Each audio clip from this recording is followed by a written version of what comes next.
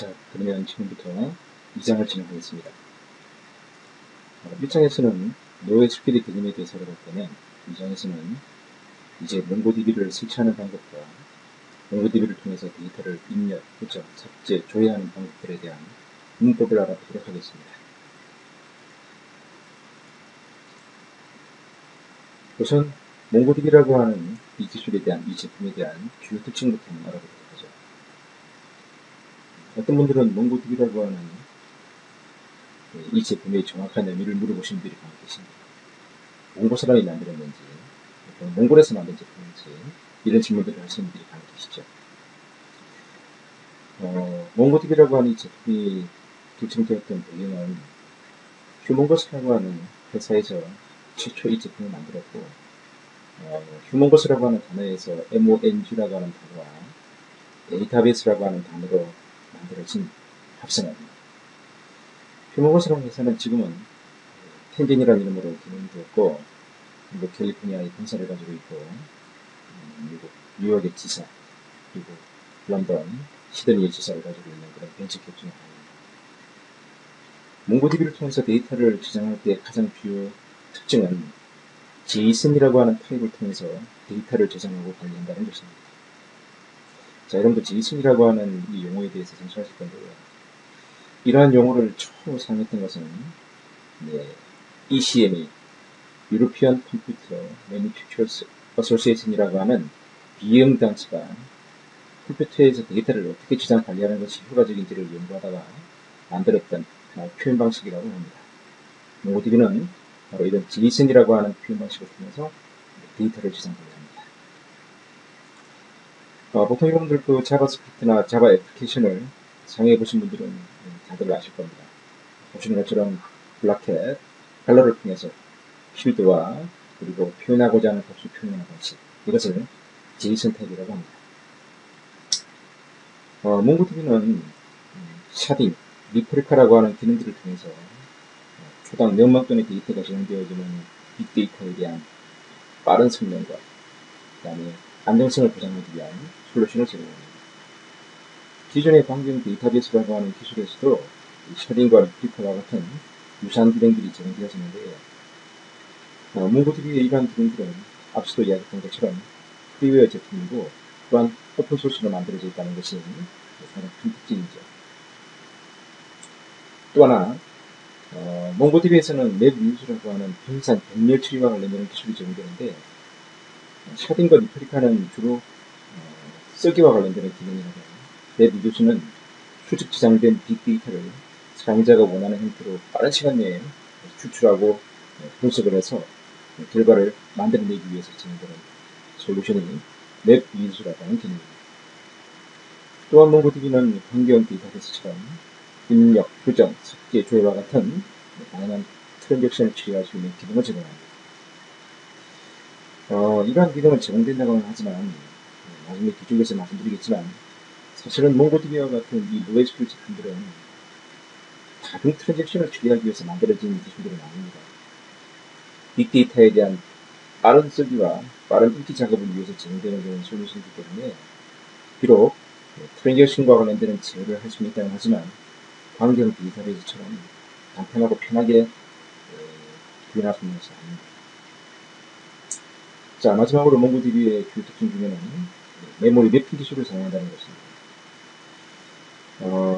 일반적으로 광경 데이터베이스는 제한된 메모리 공간 내에서 데이터를 저장 관리해야 하지만 이렇게 해서는 빅데이터에 대한 빠른 쓰기와 읽기는 곤란하죠. 그래서 주로 이제 캐싱 기법을 이용해서 데이터를 처리하게 되는데 이것이 몽고DB의 가장 주요 특징 중에 하나입니다. 우선 이 광경 데이터베이스에서 사용하는 용어와 몽고DB에서 사용하는 용어의 차이점에 대해서 한번 간단하게 비교해보도록 하겠습니다. 우리 광경 데이터베이스에서는 데이터를 저장하는 구조, 놀리지 구조를 탭이라고 하죠. 몽고DB에서는 이것을 컬렉션이라고 표현합니다. 하나의 탭은 여러 개의 로우로 구성되어 있죠. 광경에서 로우라고 표현되어지는 이러한 놀리지 구조를 몽고DB에서는 다큐멘트라고 이야기합니다. 하나의 탭은 여러 개의 컬럼들로 구성되어 있습니다. 몽고브 데이터베이스는 이 콜럼을 필드라고 표현하면 광경 데이터베이스에서 말하는 프라이머리 키라고 하는 것은 몽고DB에서는 필드라고 이야기합니다. 오브젝트 필드라고 이야기합니다. 또한 DPT라고 하는 부수 테이블에 있는 부수번호, EMP라고 하는 테이블에 있는 부수번호는 동일한 콜럼을 가지고 있는 수치이죠. 이러한 두 개의 콜럼들을 광경에서는 릴레이션십이라고 표현하지만 몽고DB에서는 이것을 임베디드, 링킹의 구조다라고 표현합니다. 지금 소개드렸던 이러한 용어들은 광경 데이터베이스에서 쓰는 용어와 몽고DB에서 사용되는 용어들에 대한 이해를 돕기 위해서 랩핑을 시켜서 말씀을 드렸지만 테이블과 컬렉션은 동일한 의미로 해석해서는 안 됩니다. 그런 것처럼 릴레이션십이라고 하는 것과 임베디드 또는 링킹이라고 하는 것은 개념적으로 동일하지 않습니다. 어떻게 데이터를 저장하고 어떻게 관리하냐의 측면에서는 서로 다른 부분들이 많기 때문에 우리가 각 챕터에서 이러한 용어들의 차이가 구체적으로 어떻게 다른지를 다뤄볼 겁니다. 다만 여러분들의 이해를 돕기 위해서 광경에서 사용하는 용어와 몽고DB에서 사용하는 용어들에 대한 맵핑을 해본 것입니다. 몽고DB는 상용화된 제품이 버전 1.8번부터 상용화되었고 1.3 버전, 2011년도에 1.7 버전, 2012년 6월달에 2.1.2 버전, 그리고 2012년 11월경에 2.2 버전까지가 버전되었으며 앞으로 2013년도 상반기에는 2.3 버전, 하반기에는 2.6 버전 정도까지 업그레이드 될 것으로 예상하고 있습니다. 우선 몽고DB는 어떤 플랫폼에 설치 가능하냐면 여기 보시는 것처럼 윈도우즈, 리눅스, 솔라리스, 맥OS와 같은 플랫폼에 설치가 가능합니다. 이 중에서도 미국 시장을 보게 되면 대부분의 몽고DB를 사용하는 사용자들은 리눅스 기반으로 하고 있다는 것을 많이 볼 수 있습니다.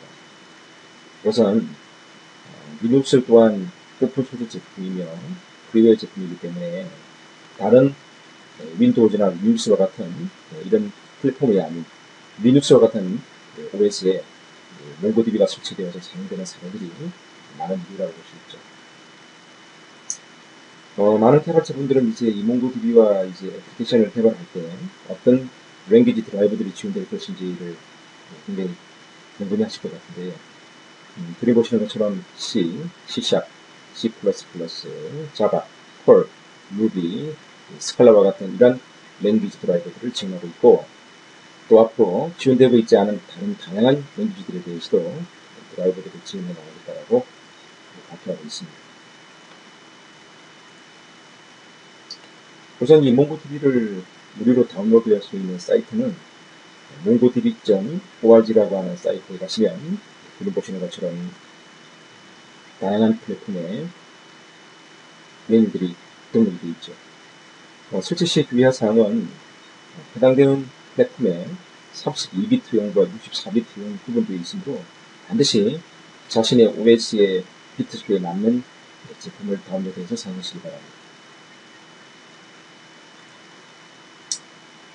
몽고DB는 다운로드 하셔서 압축을 푸시게 되면 다음과 같이 몽고DB 밑에 빈이라고 하는 폴더가 만들어지고 이 폴더 밑에는 여러가지 종류의 실행 파일들을 보실 수가 있을 겁니다.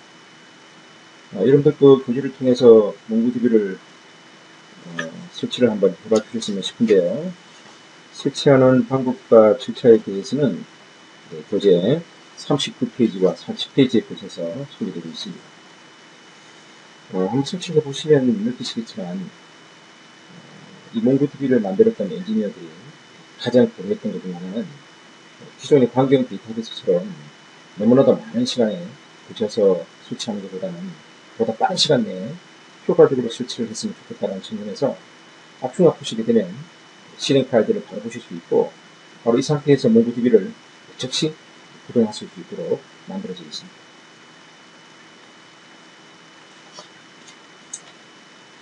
자, 실행 파일들 중에 mongodb.exe라고 하는 실행 파일을 보실 수 있을 겁니다. 이 mongodb.exe라고 하는 실행 파일은 광경 데이터베이스인 오라클인 경우에는 oracle.exe, MySQL인 경우에는 mysql.exe와 관련되는 실행 파일입니다. DBMS를 최초 스타트업 할 때, 인스턴트를 가장 먼저 시작할 때 사용되어지는 실행 파일이 mongodb.ex입니다. bin이라고 하는 기능 밑에 가셔서 mongod라고 하는 실행 파일과 함께 dbpass라고 하는 오픈줄에 여러분들이 생성하고자 하는 데이터베이스가 만들어질 물리적 경로명을 지정한 다음 엔터를 치시게 되면 그림 보시는 것처럼 mongodb와 관련된 인스턴트가 활성화되실 겁니다. 해당되는 경우에 보실 수 있는 실행 파일 중에 mongo.exe라고 하는 실행 파일도 있습니다. mongodb.exe는 인스턴스를 최초 활성화시킬 때 쓰는 실행 파일이라면 mongo.exe는 바로 클라이언트 툴이라고 보시면 되겠습니다. 오라클의 sqplus.exe, MySQL의 mysql.exe와 같은 개념의 실행 파일이죠. 결론적으로 이 mongo.exe를 통해서 mongodb에 접속할 수 있고 데이터를 입력하고 수정, 삭제, 조회할 수 있는 그런 클라이언트용 프로그램이 mongo.exe입니다. 자, bin이라는 기능 밑에 가셔서 mongo.exe 엔터를 치시면 보시는 것처럼 정상적인 접속이 된 케이스라면 프로포트와 함께 실행 가능한 상태가 공식합니다. 자, 여기서 용어 두 가지를 한번 이해해 보도록 하겠습니다. 앞서 이야기했던 것처럼 몽고DB에 있어서는 데이터를 표현하는 방법을 JSON이라고 표현합니다. JSON은 보시는 것처럼 갈로 를 열고 갈로를 닫는 중간에는 필드명과 함께 그 필드가 가지게 되는 데이터 값을 표현할 수가 있는데 이런 형태를 JSON 타입이라고 한다면 이런 JSON 타입을 데이터베이스에 저장할 때는 비선이라고 하는 타입으로 저장합니다. 비선은 바이너리 시리얼 오브젝트 로테이션의 줄임말입니다. 즉 JSON은 텍스트 타입의 데이터 표현 방식이라면 이것을 몽고DB 내에는 바이너리 형태로 데이터를 저장하게 되는데 이것을 비선 타입이라고 표현합니다.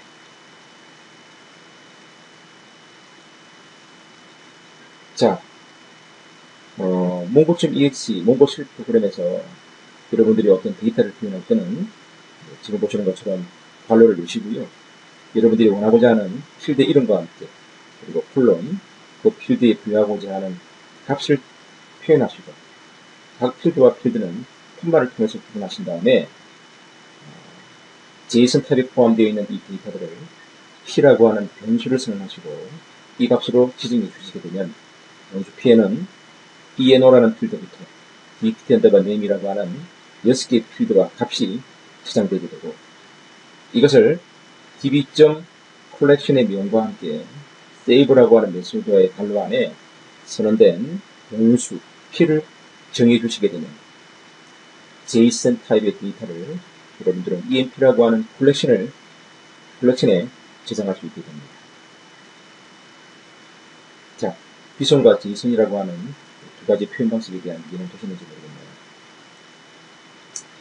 자, 그러면 이제 본격적으로 몽고DB 내에 데이터를 저장할 수 있는 컬렉션을 생성하고 삭제하고 관리하는 방법에 대해서 알아보도록 하겠습니다.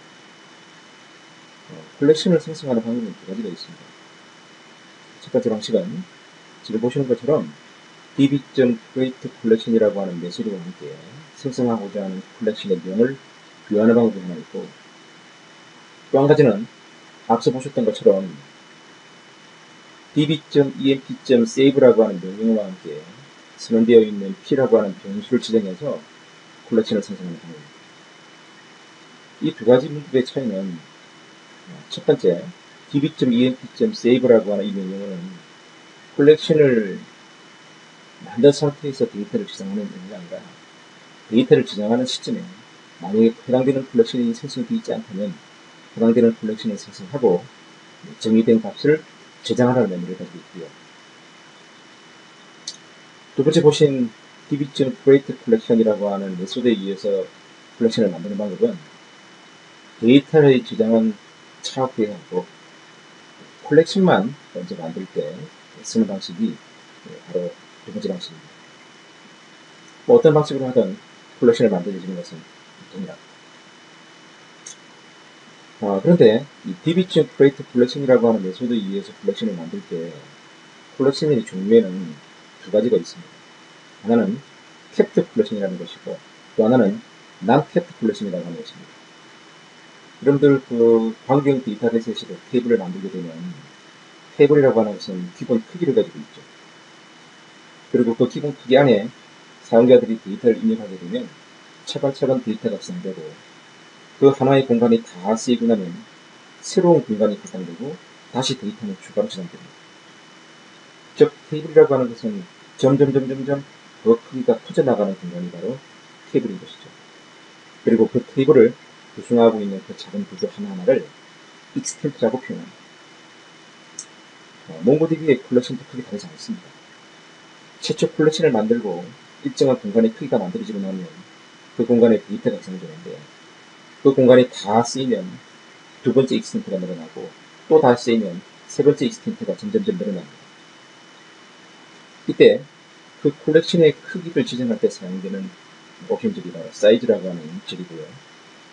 캡트, non-캡트의 의미는 하나의 익스텐트 공간에 데이터를 지정하고 그 공간이 다 차면 다시 새로운 익스텐트가 늘어나는 것은 non-캡트 컬렉션이고요. 최초 확장된 하나의 익스텐트가 다 쓰이고 나면 다시 처음으로 가서 그 공간을 재사용하는 방법도 있는데요. 이렇게 해서 사용되어지는 컬렉션을 캡트 컬렉션이라고 표현합니다.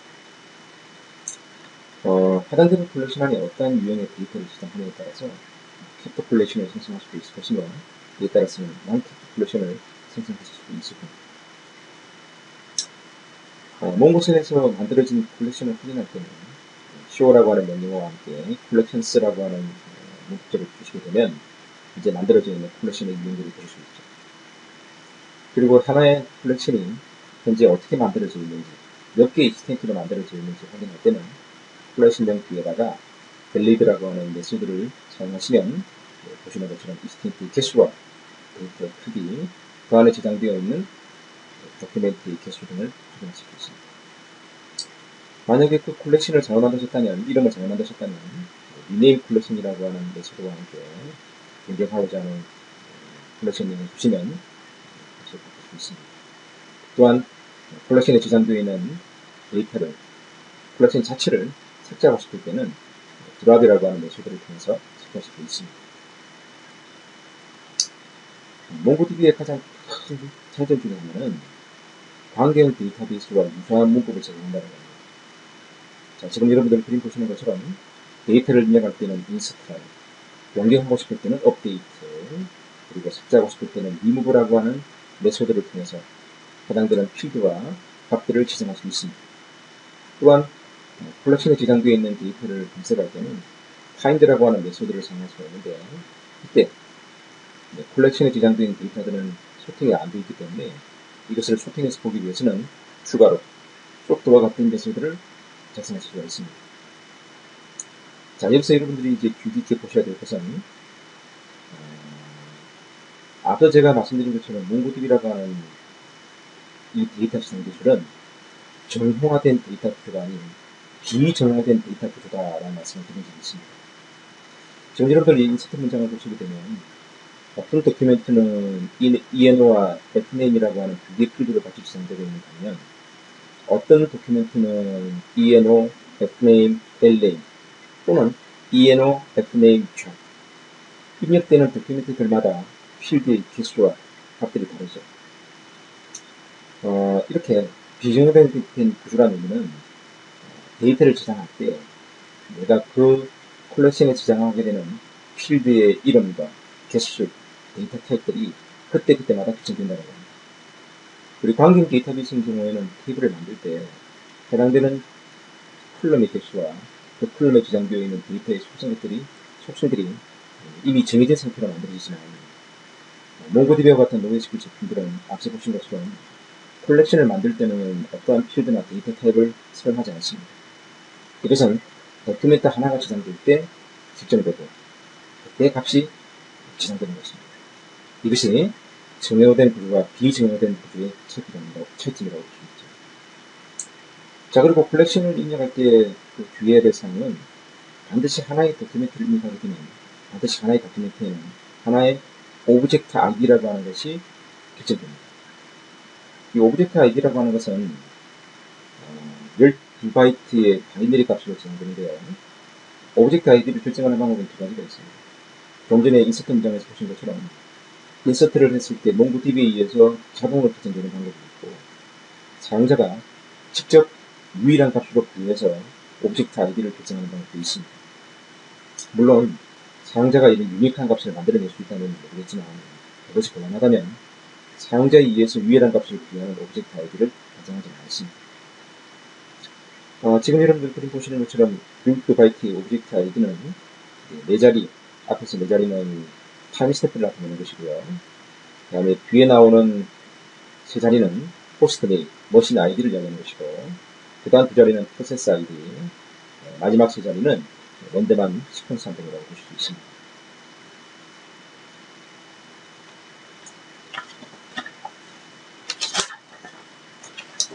자, 몽고DB의 기본적인 입력과 수정과 설계 방법에 대해서 알아봤는데요.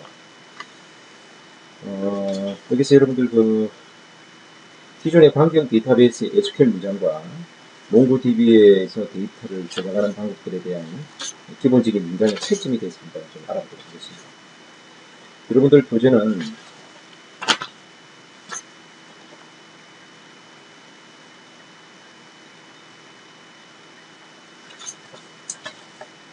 네, 65페이지군요.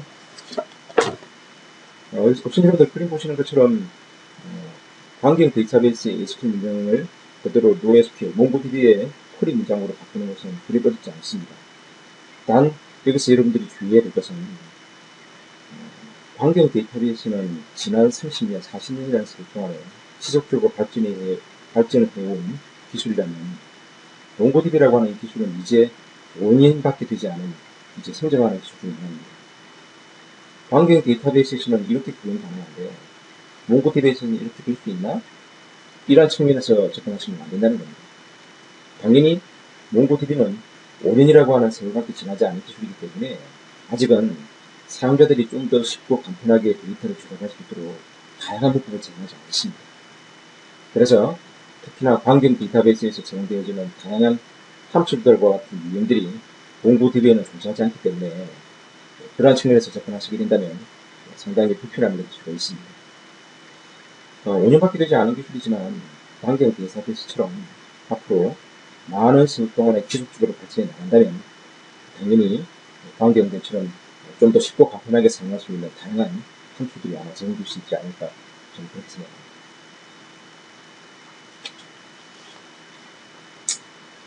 자, 다음 그림은 몽고DB에서 제공되는 데이터 타입들입니다. 여러분들도 교재 59페이지를 보시게 되면 몽고DB에서 제공되는 데이터 타입의 종류들이 나와 있는데 그 종류만 해도 전체 18가지 정도가 됩니다. 거의 광경 데이터베이스 이용과 동일하게 다양한 탭들이 제공되는데 여기서 광경과는 다른 좀 차별화된 데이터 탭들을 몇 가지 본다면 오브젝트 아이디와 같은 것은 광경에는 없는 그런 데이터 타입 중 하나이고요. 그 다음에 어레이 같은 타입, 이런 타입도 광경에는 존재하지 않는 그런 뷰티징을 가지고 있는 타입들이죠. 교재 59페이지를 보시면 18가지 유형의 데이터 타입들을 보실 수가 있습니다. 자, 다음은 연산자인데요. 연산자에 대해서는 여러분들 교재 65페이지부터 77페이지에 거쳐서 예제들이 잘 준비되어 있습니다. 대부분의 광경 데이터베이스에서 데이터를 입력하고 수정하고 삭제, 조회하기 위해서는 기본적인 문구만 가지고는 곤란하죠. 그래서 그러한 문구들을 통해서 효과적으로 데이터를 조작하기 위해서는 연산자를 여러분들이 잘 아셔야 하는데 몽고DB에서는 비교 연산자, 2개 이상의 값을 비교를 해서 큰지 작은지 크거나 같거나 작거나 같은지 같은 이런 연산자를 통해서 데이터를 조작할 수가 있습니다. 이런 연산자를 비교 연산자라고 얘기합니다. 다음은 불린 연산자입니다. AND, OR, NOT과 같은 조건을 통해서 한 개 또는 여러 개의 조건들을 결합할 때 사용되는 연산자, 이것을 불린 연산자라고 하죠. 사설 연산자, 2개 이상의 필드를 더하거나 빼거나 나누거나 곱할 때 사용되는 연산자. 문자 연산자, 스트레캠프, 컴, 서버스트링, 투어퍼, 트로. 여러분들 저기 보시는 문자 연산자를 보시게 되면 광경 데이터베이스의 함수들 중에 보면 서버스트링, 어퍼, 로어와 같은 이런 함수들을 아마 기억하실 수가 있을 겁니다. 개념적으로 본다면 크게 다르지 않습니다. 하지만 광경 데이터베이스처럼 많은 함수와 같은 그러한 타입의 유형의 연산자를 제공하고 있지 않습니다. 다음은 얇다 연산자입니다. 우리가 이제 데이터 중에서 문자와 숫자 말고 날짜가 굉장히 이제 중요하게 사용되어지는데요. 이러한 날짜들 중에서 연도만 또는 월만 또는 날짜만 또는 원하는 시간 또는 분, 초 정도만 여러분들이 결합해서 데이터를 조작해야 되는 경우 또는 검색해야 되는 경우도 있죠. 이때 사용되는 연산자를 날짜 연산자라고 합니다. 다음은 다중표현 연산자인데요. 2개 이상의 필드의 값을 비교를 해서 사용자가 원하는 조건이 둘 다 만족되면 어떻게 하고 그 중에 하나만 만족되면 어떻게 하고 이런 식의 여러 개의 필드들을 다양한 형태로 비교를 해서 처리할 때 사용되는 연산자를 다중표현 연산자라고 표현합니다. 다음은 변경 연산자입니다. 변경 연산자는 주로 이제 데이터를 업데이트할 때 이미 저장되어 있는 다큐멘트의 필드에 값을 어떤 다른 값으로 또는 추가로 변경할 때 사용되는 연산자들을 변경 연산자라고 합니다. 이러한 연산자들을 통해서 다큐멘트에 저장되어 있는 필드들이 있는 값들을 여러분들은 조작하실 수가 있죠. 자, 반드시 교재 65페이지부터 77페이지에 붙여서 나와 있는 연산자들에 대한 다양한 실습들을 반드시 해주시기 바랍니다. 네. 마지막으로 연결 연산자도 있군요. 연결 연산자는 2.1 버전부터 제공된 연산자인데요. 주로 이제 어떤 다큐멘트로부터 데이터를 분석할 때 100만 건 중에 상위 1000건의 다큐멘트는 스킵하고 1001번째부터 100개만 읽고 싶을 때 달러 스킵, 퍼스트, 라스트 이런 연산자를 사용할 수가 있습니다. 자, 다음은 교재 78페이지네요. 맵 리듀스에 대한 개념을 좀 알아보도록 합니다. 자, 여러분들 NoSQL, 몽고DB는 빅데이터에 대한 빠른 수기와 수집된 데이터들을 사용자가 원하는 형태로 추출하고 집합을 해서 사용자가 원하는 통계 정보를 제공하기 위해서 필요로 하는 솔루션이 바로 NoSQL, 몽고DB라고 하는 기술인 거죠. 맵리듀스라고 하는 것은 구글에서 최초 대용량 데이터에 대한 배치 처리와 빠른 데이터 집계를 위해서 만들었던 그런 데이터 집계용 알고리즘을 맵리듀스라고 합니다. 몽고DB에서도 이런 맵리듀스라고 하는 기능을 통해서 수집된 빅데이터들을 빠르게 처리하기 위한 알고리즘이 제공되고 있습니다. 자, 이렇게 말씀드려서는 맵리듀스라고 하는 이 함수들을 통해서 어떻게 데이터들이 집계되는지를 좀 이해할 시간이 한계가 있을 겁니다. 자, 그래서 여러분들은 광경 데이터베이스를 오랫동안 잘 사용하셨기 때문에 광경 데이터베이스의 문장과 몽고DB의 맵리듀스라고 하는 기능이 어떻게 유사하게 사용될 수 있는지를 한번 예시를 통해서 알아보도록 하겠습니다. 여러분들 이 그림의 왼쪽 그림은 오라클이라고 하는 제품에서 부서별 인원수와 부서별 직무별 인원수와 그 다음에 그 부서에 근무하는 사원들의 급여 합계, 평균 급여 합계, 그 부서에 근무하는 사람의 급여 중에 최소 급여 금액, 최대 급여 금액을 집계하고 있는 SQL 문장입니다. 1981년 1월 1일 이후에 입사하고 1994년 12월 30일 이전에 입사한 사람들 중에서 급여가 800만원 이상 되는 사람을 대상으로 집계된 결과를 만들어주는 문장입니다. 앞서도 이야기했던 것처럼 NoSQL, 몽고DB에서는 이러한 다양한 형태의 데이터를 수집하고 집계할 수 있는 함수들이 제공되지 않습니다. 그래서 그러한 함수는 제공되지 않지만 여러분들이 직접 맵리듀스라고 하는 함수를 통해서 기능들을 통해서 광경에서 데이터를 수집하고 분석하고 추출하는 것처럼 똑같이 구현할 수 있다는 것입니다. 자, 그러면 오른쪽에 있는 몽고DB의 NoSQL 문장과 광경 데이터베이스의 각 문장의 절들을 하나씩 비교를 해서 몽고DB에서는 어떻게 구현되고 있는지 한번 알아보도록 하겠습니다. 자, 우리가 광경 데이터베이스에서 프로그램들에는 검색하고자 하는 탭을명을 작성하죠. 자, 그런 것처럼 db run 커맨드라고 하는 메소드와 함께 mapReduce라고 하는 절에 emp라고 하는 컬렉션명을 줄 수가 있는데, 이것은 바로 분석하고 추출하게 될 대상 컬렉션명을 작성한 것입니다. SQL 문장의 프로그램들과 동일한 의미라고 보시면 되는 거죠. SQL 문장의 표현절에는 emp라고 하는 테이블에 저장되어 있는 데이터들 중에서 어떠한 조건을 만족하는 데이터들만 검색할 것인지에 대한 검색 조건을 작성하게 되는데, 이것과 동일한 의미를 가지고 있는 절이 바로 쿼리라고 하는 절입니다. 그래서 emp라고 하는 컬렉션에 있는 데이터들 중에서 81년 1월 1일 이후에 입사하고 84년 12월 31일 이전에 입사한 사람들 중에서 거래가 800만 원 이상인 사람들에 대한 대상들만 검색할 것에 대한 조건들을 작성한 겁니다. 자, 세 번째는 셀렉트 절에, 그리고 그룹 바이 절에 그렇게 검색된 대상들 중에 어떤 컬럼들을 대상으로 어떻게 집계할 것인지에 대한 대상 컬럼들을 열어가는 것이죠. 이것을 지금 보시는 것처럼 몽고DB에서는 map이라고 하는 함수를 통해서 emp라고 하는 컬렉션에 있는 데이터들 중에 어떤 필드들이 대상 필드들이 될 것인지에 대한 정보를 정리한 것입니다. 이런 식으로 맵 펑션이라고 하는 것은 빅데이터가 저장되어 있는 컬렉션으로부터 데이터를 빠르게 읽어올 때 사용되는 함수가 바로 맵 펑션이라는 함수죠. 이 맵 펑션을 사용하게 되면 몽고DB에서 사용되는 알고리즘을 통해서 빅데이터가 저장된 컬렉션으로부터 메모리를 이용해서 빠른 시간 내에 데이터를 읽어서 레더링해서 메모리에 붙여서 열어가게 됩니다. 자, 다음은 셀렉트 절에 있는 sum, count, min, max, 그리고 case 점인데요. 자, 이러한 함수들을 몽고DB에서는 정되지 않습니다.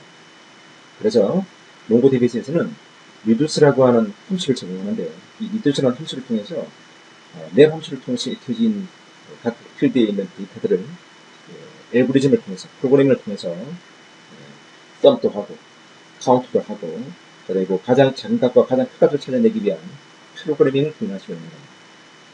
매번 데이터를 읽을 때 사용되는 함수라는 reduce는 읽은 데이터들을 빠른 시간 내에 사용자가 원하는 형태로 데이터를 추출하고 분석해내는 그런 함수를 reduce 함수라고 하죠.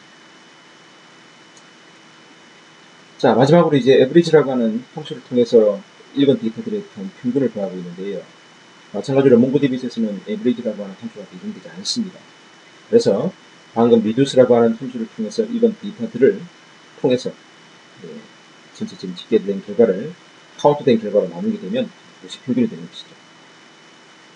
자, 마지막으로 헤빙과 오드바이를 통해서 민셀이 0보다 크고 읽은 데이터들을 RECS라고 하는 컬럼을 디싱한 결과로 출력하라 라고 작성하고 있습니다. 이것을 몽고DB에서는 먼저 map과 reduce라고 하는 함수를 통해서 치료된 결과를 통해서 민셀이 0보다 크고, 그리고 그 출력된 읽혀진 결과들 중에 RECS라고 하는 필드의 값을 기준으로 콜론의 1이라는 뜻은 디센딩한 결과를 출력하는 것입니다. 만약에 콜론 0이라고 하게 되면 어센딩한 결과가 되는 것이고요. 콜론 1이라고 하게 되면 디센딩한 결과를 출력하게 되는 거죠. 그래서 db run 커맨드부터 세미콜론까지의 저런 데이터를 이제 읽어서 집계하는 로직들이라면, 마지막에 나와 있는 db result1.find라고 하는 요절은 조금 전에 보셨던 절에 보면 finalize라고 하는 함수에서 방금 위에서 읽고 집계된 결과들을 수집을 한 다음에 그래서 output file, result1이라고 하는 콜렉션에 집계된 결과를 지정하게 되는데, 그 집계된 결과를 통해서 0보다 크고, 그리고 RECS라는 필드의 값이 1을 기준으로 쇼텐된 결과를 출력하라고 하는 와인드 문장을 써므로써 결론적으로 왼쪽에 있는 오라클의 SQL 문장과 동일한 결과를 화면에 출력시킬 수가 있게 됩니다. 자, 이것을 mapReduce 함수라고 하고 합쳐서 mapReduce 기능이다라고 표현하고 있습니다. 지금 여러분들 보고 계시는 이 db learncommand라고 하는 명령문에 의해서 작성된 이 프로그램, 이 로직은, 이 자바스크립트는 이렇게 여러분들이 필요할 때마다 문장을 작성해서 실행하는 방식을 통해서 구현하실 수도 있고요. 아니면 자주 사용해야 될 자바스크립트라는 이러한 자바스크립트를 여러분들은 몽고DB 내에 저장을 해두었다가 필요할 때마다 그 자바스크립트를 호출해서 실행하는 방식을 통해서 구현하실 수도 있습니다. 여러분들 그 환경 데이터베이스도 초창기에는 최근처럼 이렇게 다양한 유형의 집계 함수들이 제공되지 않았었죠. 아주 오래전에 환경 데이터베이스를 사용했던 개발자들도 이런 다양한 함수들이 제공되지 않다 보니 결국 PLSQL 또는 트랜지역 SQL로 불리워지는 이런 문장들을 통해서 함수들을 직접 만들고 그 함수들을 사용했었습니다. 그런 것처럼 몽고DB도 지금은 초창기이기 때문에 환경 데이터베이스처럼 다양한 함수들이 제공되고 있지 않지만 사용자들이 직접 이런 자바스크립트를 몽고DB 내에 생성해서 저장해 두었다가 필요할 때마다 호출해서 사용하실 수 있고요. 또는 앞으로 더 많은 서버들이 증하면서 텐젠에서 자주 사용해야 되는 이런 기능들에 대한 함수 같은 것들을 자바스크립트 형태로 만들어서 하나 제공하지 않을까 저는 그렇게 생각이 됩니다. 그 다음 페이지에 나와 있는 내용이 바로 좀 전에 말씀드렸던 그러한 자바스크립트 형태를 필요할 때마다 이제 만들어서 실행하는 방법과 몽고DB 내에 저장해 두었다가 호출해서 사용하는 방식에 대한 예제들입니다. 그래서 1번은 이제 비저장면 실행할 때마다 자바스크립트를 작성해서 실행하는 방식이고요. 두 번째는 자주 실행하는 자바스크립트를 몽고DB에 저장해 두었다가 그것을 불러서 실행하는 방식을 보여주고 있는 예제입니다. 자, 지금 2장을 소개드렸는데요.